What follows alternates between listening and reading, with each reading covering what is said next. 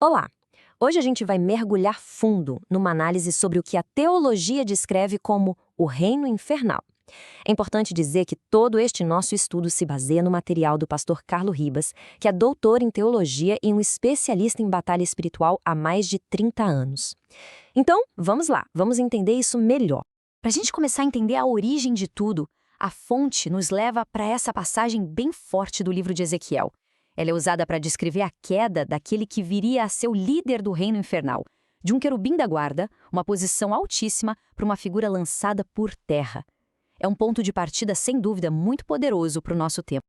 Ok, com essa origem em mente, vamos entrar na nossa primeira sessão e entender como essa estrutura toda é organizada. O material do pastor Ribas descreve uma espécie de cosmologia com 3 mundos distintos, mas que coexistem. E aqui estão eles. Primeiro, o mundo espiritual, que é o reino de Deus.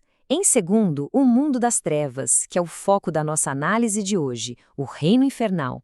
E, por fim, o nosso mundo, o mundo material, o reino físico.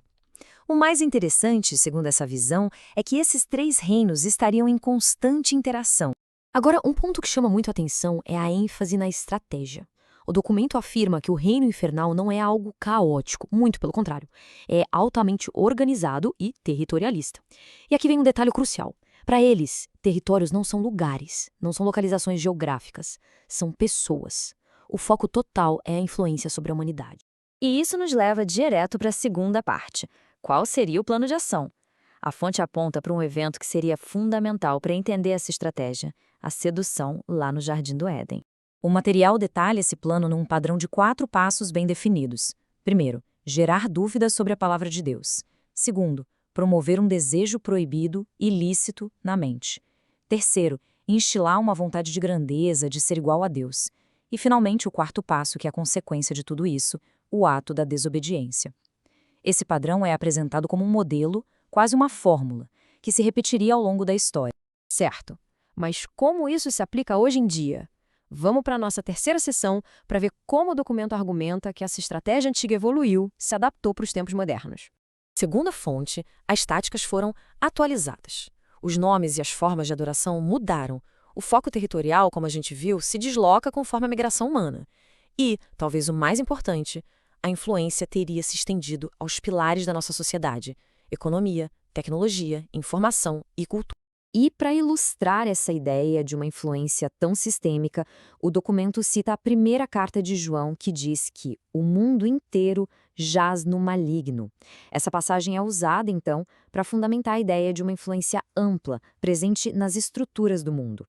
Então, a questão é, onde essa influência se manifestaria hoje? A fonte aponta áreas bem específicas que exigiriam vigilância. São elas: os modismos, a polarização social e política que a gente vê por aí, o domínio de massas, a mídia e, olha só, até mesmo as religiões. De acordo com o material, a ação mais preocupante hoje em dia seria a distorção da realidade.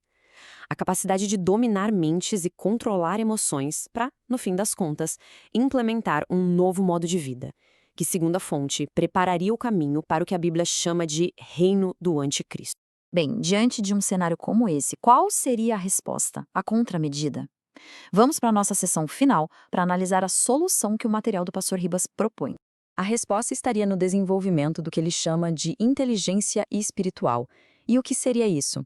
É definida como uma condição vital para se conseguir discernir o mundo invisível, para manter o raciocínio lógico no meio de situações carregadas de emoção e para ter uma percepção mais aguçada da realidade à nossa volta. E para concluir, essa análise nos deixa com algumas questões em aberto, bem provocativas, que o próprio documento levanta. Por que demônios possuem pessoas? É possível que alguém esteja possuído sem manifestar nenhum sinal? E quais seriam, afinal, as características de uma possessão genuína? São perguntas que, com certeza, convidam a uma reflexão bem mais profunda.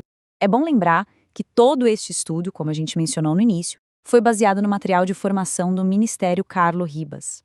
É a fonte de onde extraímos essa análise detalhada. Gostou deste conteúdo? Saiba mais na descrição do vídeo. O site é www.carlosribas.com/cursos. Agradeço a companhia e até a próxima!